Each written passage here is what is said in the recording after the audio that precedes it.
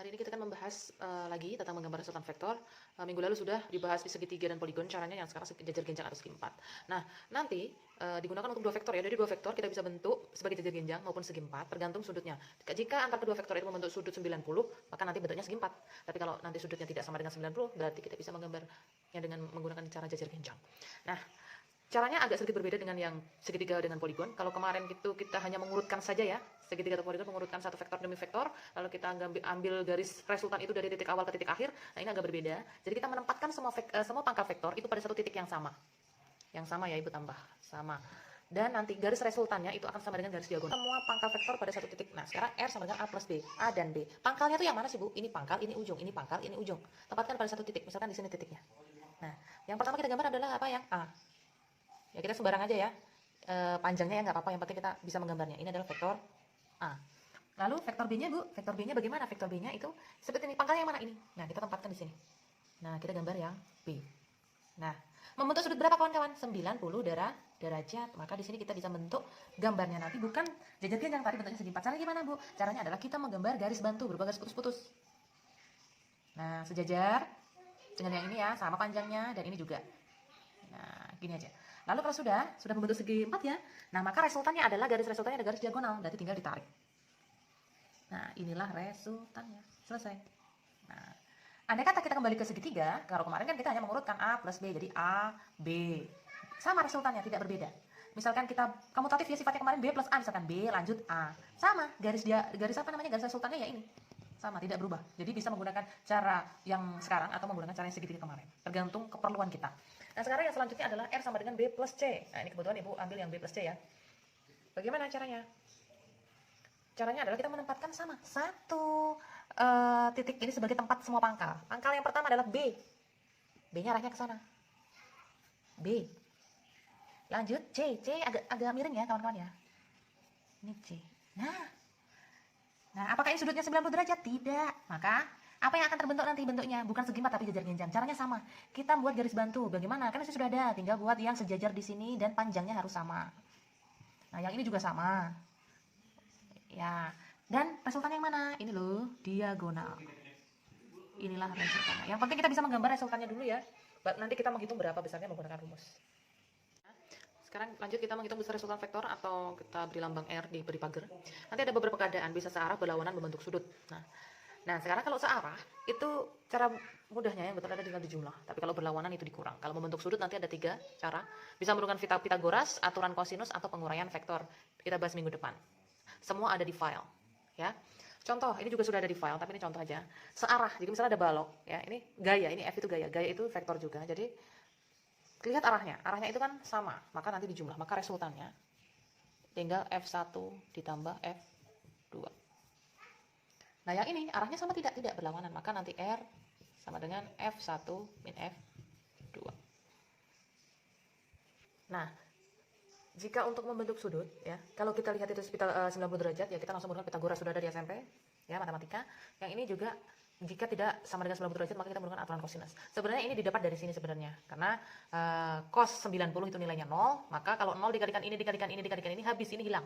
Berarti sisa A kuadrat plus B kuadrat, jadi balik ke sini. Jadi ini sama saja. Misalkan Bu, saya hanya menghafalkan yang ini boleh, mengingat yang ini boleh. Atau mengingat dua-duanya biar cepat ya, biar gercep gitu. Bisa langsung. Jadi kalau 90 derajat bentukannya, jadi nanti langsung pakai Pythagoras. Kalau misalkan tidak sama dengan 90 derajat, maka menggunakan aturan kosinus. Contohnya semua ada di file, nanti Ibu jelaskan lagi. Sebelum kita menggunakan rumusnya tadi ya, kita pahami dulu sudut-sudut istimewa. Sebenarnya tidak hanya 5 tambah 3, 7, dan 53 sudah ada di file kalian. Nah, yang wajib diingat itu adalah untuk sekarang ya cos. Karena kita bisa menggunakan cosinus, kita perlu cos. Cara baca tabelnya gimana ini? Ini ada 0, 30 derajat, 45 derajat, 60 derajat, 90 derajat. Cara bacanya, misalnya sin 0, hasilnya 0. Sin 30 nilainya setengah. Sin 45 nilainya setengah akar 2. Sin 90 nilainya 1. Cos 45 setengah akar 2. Cos 60 setengah. Cos 30 adalah setengah akar 3. Jadi yang wajib diingat dan dipahami adalah nilainya cos masing-masing sudut ini. Berapa? Ya, untuk sementara. Nanti bisa dilanjut untuk memahami yang sin dan tangen. Tangen itu adalah hasil dari pembagian sin dan cos. 0 dibagi 1 misalkan. Tangen 0. 0 dibagi 1 berapa? 0.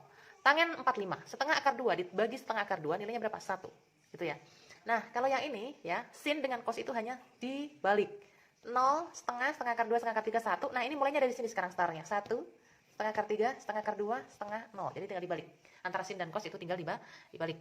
Nah, ini nanti juga kalian akan ketemu juga di matematika. Nah, ini sebagai gambaran pertama dulu ya.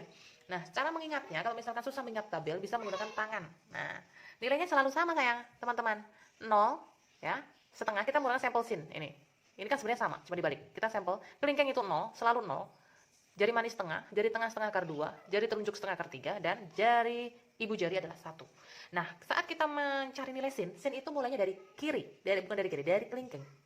Dari kecil ya. Kalau cos mulainya dari ibu jari. Jadi mulainya dari kelingking sin 0, sin 30, sin 45, sin 60, sin 90. Nilainya sekian. Tapi kalau cos mulainya dari jempol atau ibu jari.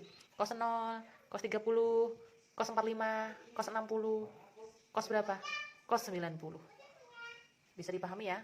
Ya ini contohnya ya, misalkan cos 30. Cos 30 itu misalkan dari tabel ya, ini ya langsung setengah akar 3. Cos 60 berapa? Setengah. Kalau dari sini cos 30 berapa? Cos 30 ini. Cos 0, cos 30 setengah akar 3. Cos 60 berarti yang ini. Ini ya, setengah. Ya, ini boleh lihat tabel dulu, nanti lama-lama bisa ingat sendiri jika sering digunakan. Ya. Jika misal contohnya ada dua seperti ini, sama besarnya, hanya berbeda sudutnya. Nanti kalau seperti ini, karena membentuk sudut 90 derajat, maka menggunakan Pitagoras. Kalau yang ini karena bukan 90, maka menggunakan kosinus. Nah, pertama-tama kita gambar dulu resultannya, garis resultannya. Sama ya, kayak tadi kita buat garis bantu, membentuk kotak, inilah resultannya, ini yang dicari. Ini dulu ya. R-nya berapa?